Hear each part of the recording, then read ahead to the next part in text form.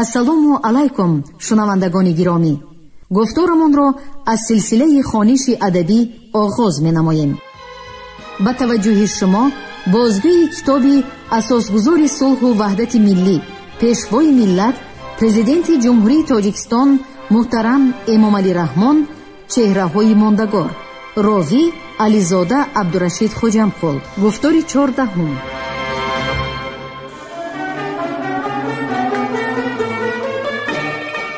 زردشت، پیامبری آیین راستین. در یسنای 16 هپتنیشتی بزرگ و کوچک از امشاسپندان سخن رفته. در خورشید یشت از صدها و هزاران ایزیدان مینوی صحبت می شود. هنگامی که خورشید بتابد، صدها و هزاران ایزیدان مینوی برخاسته فر را برگرفته در روی زمینی اهورا آفریده پخش می کنند تا با آن جهانی راستی و هستی راستی را پرورش دهند. فراوانی ایزیدان تا به آن درجه بوده که تعجب و شگفتی نویسندگان یونانی را به وجود آورده است.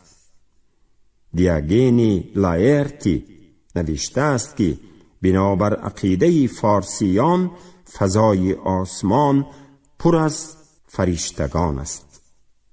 در آیین مزد یسنا واقعاً چنین ایزیدان در میدان کارزار برای حفاظت زمین، پاکی طبیعت و بهبودی زندگی انسان فعالیت کرده، هر یکی نگاهبان عناصر طبیعی از جمله ماه، خورشید، ستارگان، آسمان، آب، آتش، هوا، زمین یا مجردات معنوی از جمله نیرومندی، راستی، درستی، پیروزی، دانایی، سخاوت و غیره می باشند. از چندی از این فرشتگان نام می بریم که در آیین مزد یسنا از صلاحیت و اعتباری برازنده برخوردارند.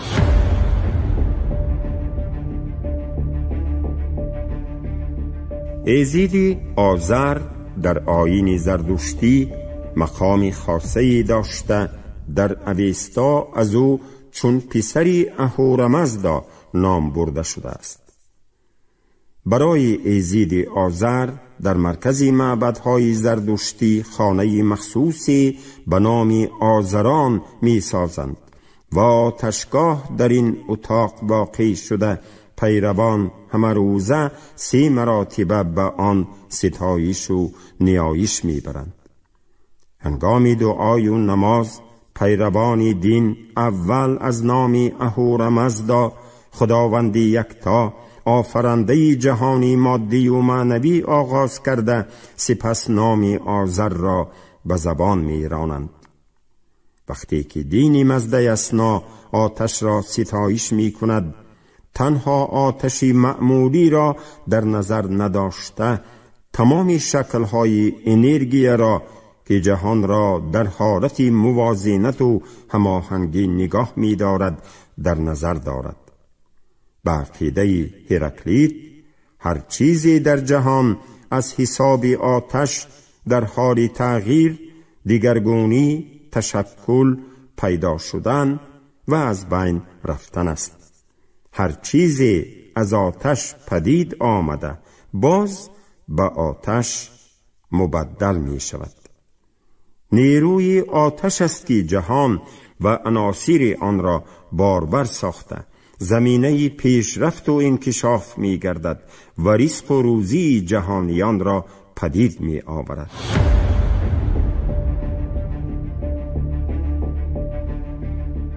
در اوستا از 5 خیل آتش یاد می شود که مربوط به ایزید آذر است.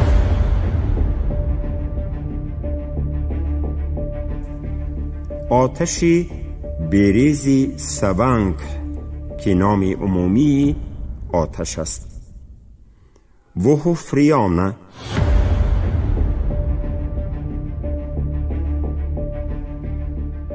آتشی که در جسم انسان است. اوروازیشته آتشی که در رستنی و درختان است. وازیشته آتشی رعد و برق که از گرزی ایزیدی تیزتر می جهد. سپینیشته آتشی که در عرش در پیش اهورامزدا جاویدان فروزان است و انکشاف مادی و معنوی جهان را فراهم می سازد. ایزید دیگری که در آیین مزد یسنا شوکت و جلال درخشان دارد ایزید زمی یا زمین است که فرشته موکل خاک می باشد. نظامی چنین می گوید: اساسی که در آسمان و زمین است به اندازه قدرت آدمی است. زمین مانند آسمان در مزد یسنا مقدس است و اکثرا در اوستا هر دو آمدند. از این رو زمین فرشته موکل خاک و آسمان فرشته موکل سپهر می باشند. آبان فرشته موکل آبهای بزرگ است. چون آب و آتش در زمان باستان عناصری مقدس شمرده می شد، در اینجا آوردن پارچه کوتاهی مورخ یونانی پیرامون یک غلام ایرانی از فایده خالی نیست. در یونان باستان غلام ایرانی به صاحب خود با چنین خواهش مراجعت می کند: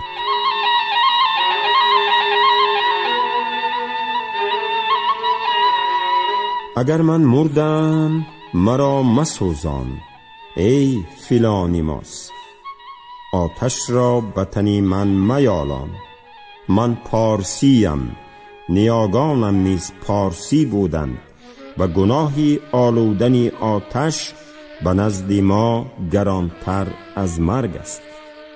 مرا به خاک بسپار آقایم، ولی بر تنم آبی تطهیر میفشان، چون من آبها را نیز گرامی می دارم.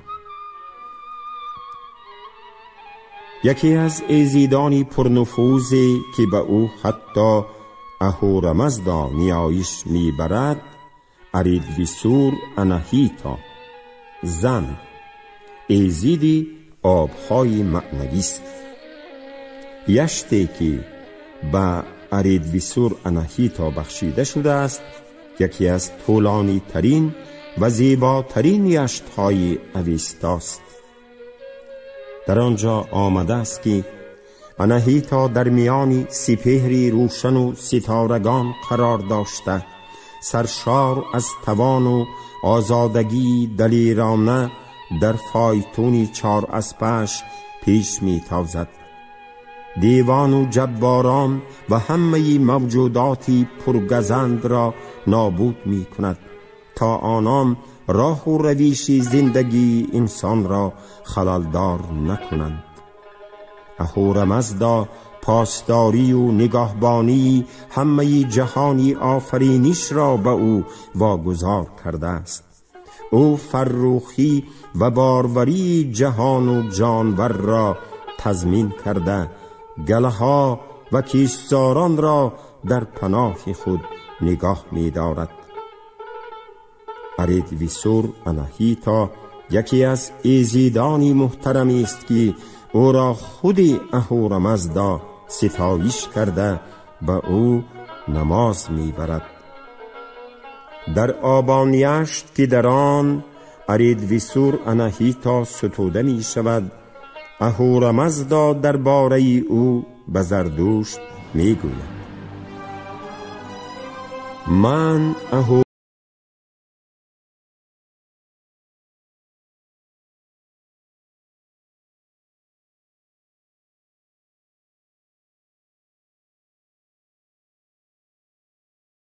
حمایت کنم و حفظ نمایم، پاسبانی کنم، پناه دهم و نگهبان باشم. او مقدسی است که جان افزاست، مقدسی است که فزاینده گله و رمه است، مقدسی است که فزاینده گیتی است، مقدسی است که فزاینده ثروت است، مقدسی است که فزاینده مملکت است. یشتها بندهای 1 و 6. ایزید پرجاه و جلالی که در اوستا بارها با احترام یاد شده است مهر می باشد. مهر یکی از ایزیدان نهایت باستانی مردم آریایی بوده، زمان دامنه پرستیش و نیایش او به بخش اعظم آسیا و اروپا گسترش یافته بود. نام او نه تنها در ریگوید دیده می شود، بلکه در حجت‌های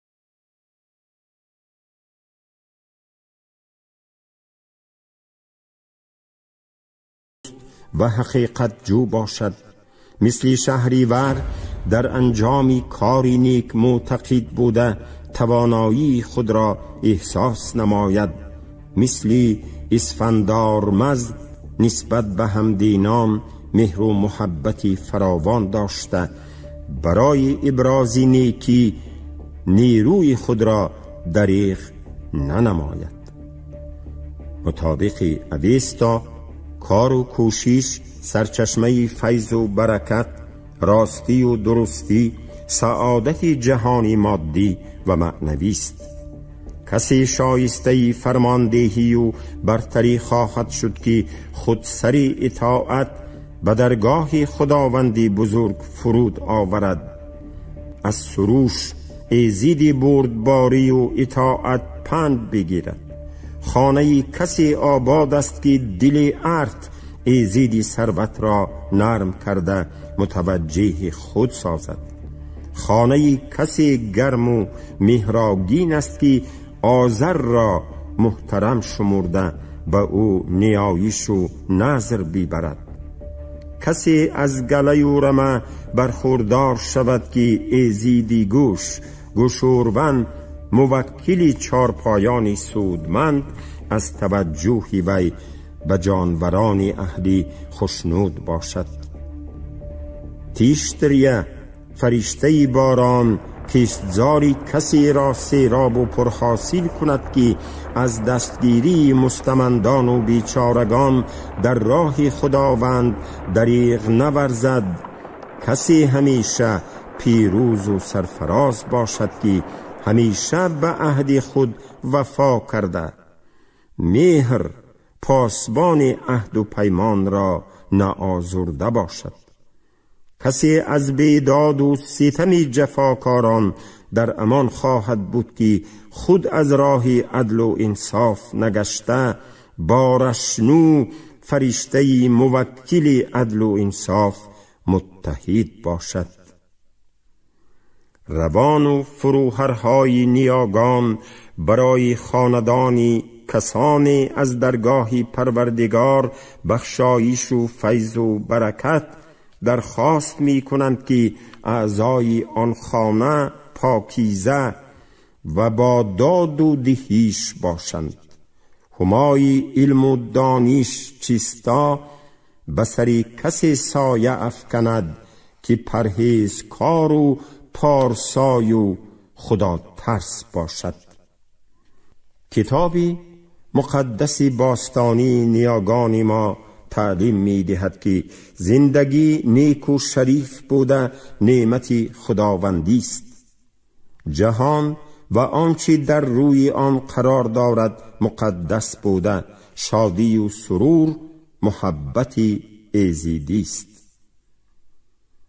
در فروردین 8 بند 9 پیرامون طبیعت و موجودات زیبای آن با عبارات زیبای و شاعرانه چنین آمده است: زمین فراخی اهورا آفریده بلند و پهن، حامل چیزهای زیبای و سراسر جهانی مادی است.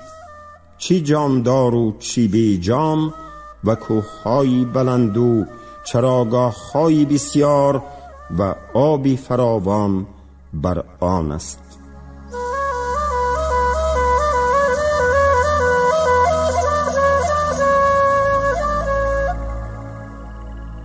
استاد ابراهیم پوری داوود در یشتها چنین آورده: آنچه مورخان قدیم یونان مثل هیرودوت، کسینوفانت و غیره راجع به جلال ایران زمین نوشتند در اوستا هم به خوبی پیداست.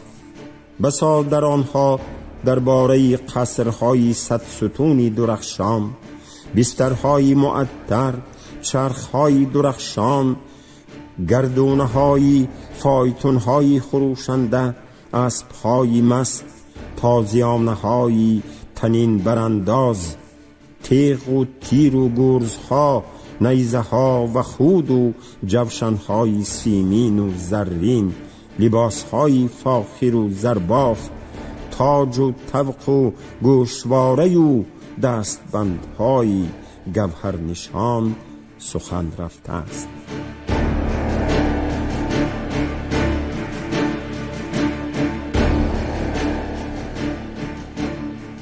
در دین مزد یسنا زندگانی مقدس شمرده شده، خوشی آینده را شرطی بدبختی کنونی ندانستند. در آن انسان باید تمامی لذت‌های دنیوی را استقبال نموده، هر آنچه را که از آن فایده و سودی میرسد دوستدار و خواستگار باشد. به همه چیزهای خوب و نیک درود میفرستیم. یسنا حاتی 42 بند 3. پیکرهای کلیه آفرینش مقدس را ما می ستاییم. یشتها بند 22. به عبارت دیگر نیاگان ما چنین حساب می کردند که هر چیزی اهورا آفریده خوب و نیک است و از لحاظ ساختمان کامل و ناتکرار می باشد. یکی از تفاوت‌های کلی مردم آریایی عبارت از آن است که آنها زیبایی را به خوبی تشخیص می دادند، آن را ترنم می کردند، ستایش و نیایش می بردند. زیبایی چیزی است که به نموی و انکشاف انسان مساعدت کرده، وسیله خوشی و رفاه و آسایش وی را فراهم می آورد. هر اشیای طبیعت مظهر زیبایی و کمالات خداوند است.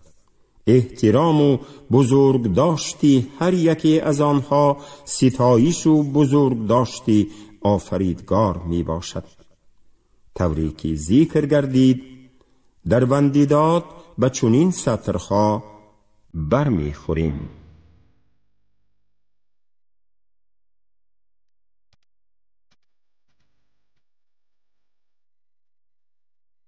زردوشت از اهورامزدا پرسید: ای آفریدگاری پاکی جهانی مادی، چگونه ستایشی تو به جای آورم؟ آنگاه اهورامزدا در پاسخ گفت: ای سپیتمان زردوشت، تو باید نزدیک گیاهی از زمین روییده روی و چنین گویی: درود به تو ای گیاهی زیبایی توانایی خوب روییده، تو ای نیکی مزدا آفریده، ای گیاهی مقدس. بندهای 17 و 18.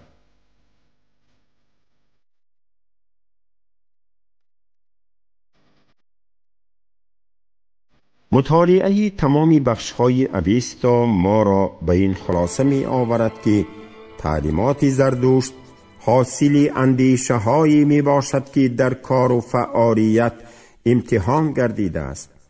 در آیین‌های دیگر در برابر دعوت‌هایی که برای کار و غیرت و کوشش به عمل آمده است، موردهای دیگری نیز پیدا می شوند که گوشه‌نشینی و قلندری و درویشی ستوده شده است. خوشی و خرمی، شادی و سرور پدیده هایی هستند که انسان باید از آنها استفاده کند.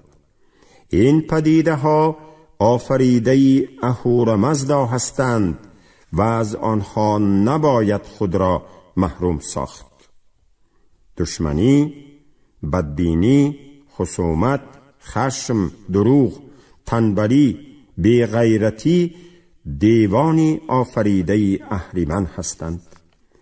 هر کسی که در راهی راستی، حقیقت، شرافت از خودش، دلاوری، توانایی، کوشش، غیرت و جد و جهد نشان می دهد، در جهان مادی و اخروی پاداش اهورامزدا را دریافت خواهد کرد.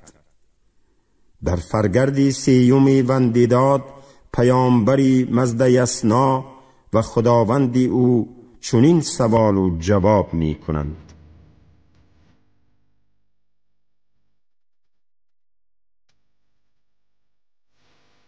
ای آفریدگاری جهانی پاکی مادی، تغذیه غذای آیینی مزد یسنا از چیست؟ آنگاه گفت اهورامزدا: ای سپیتمان زردوشت، آیینی مزد یسنا وقتی تغذیه یابد که مردم با غیرت و کوشش گندم بیکارند.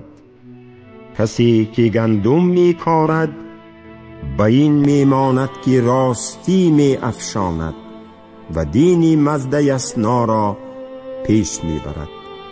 بندهای 30 و 31. طوری که دیده می شود پیامبری آریایی آیینی مزد یسنا و زحمت و کار و کوشش را در دو پله یک ترازو گذاشته، نه تنها موجودیت دین بلکه به طور عموم زندگی را مربوط به آن می داند.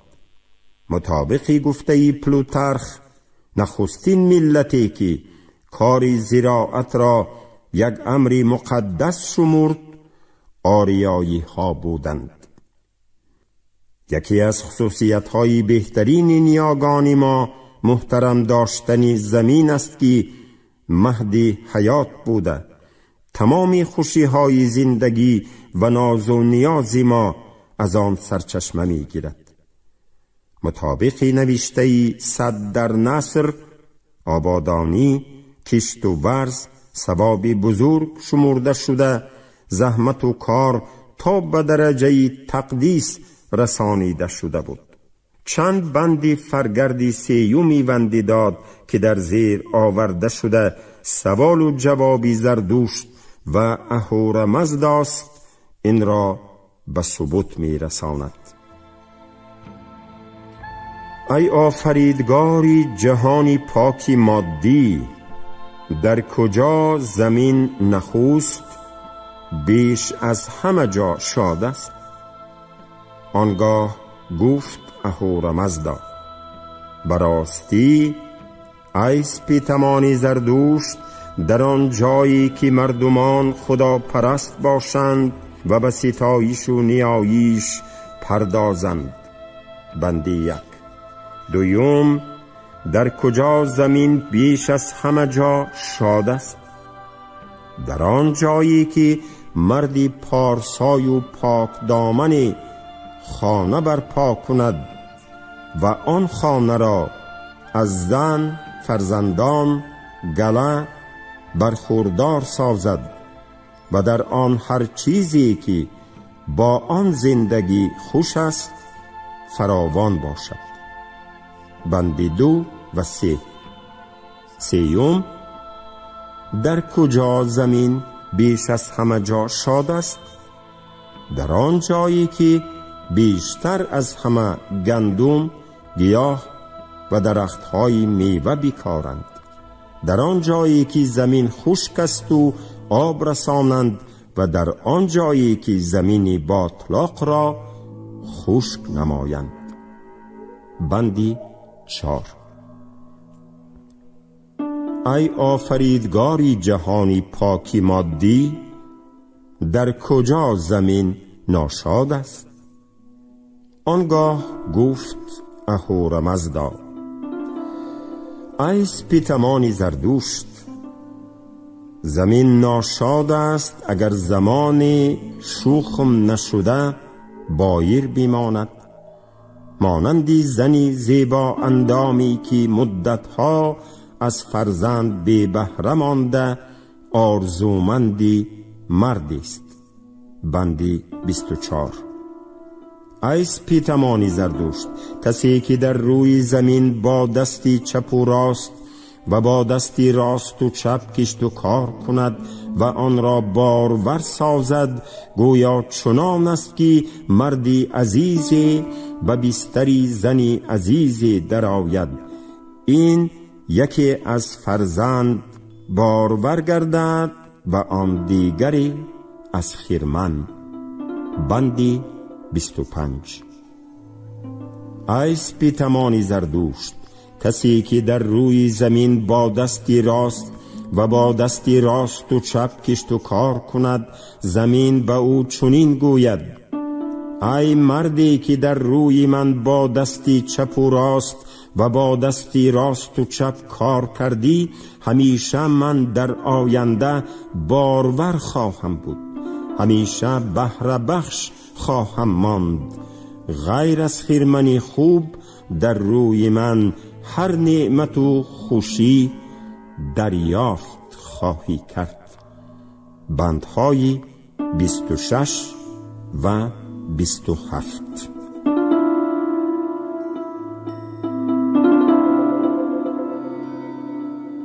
شما گفتاری 14 را از روی کتاب اساسگذار صلح و وحدت ملی، پیشوای ملت، پرزیدنت جمهوری تاجیکستان محترم امامعلی رحمان چهره‌های ماندگار در قرائت راوی علیزاده عبدالرشید خوجمپل شنیدید. کارگردان شیرعلی نغزلی، منظم آواز کریم طالبوف. پایان گفتار از سلسله خوانش ادبی.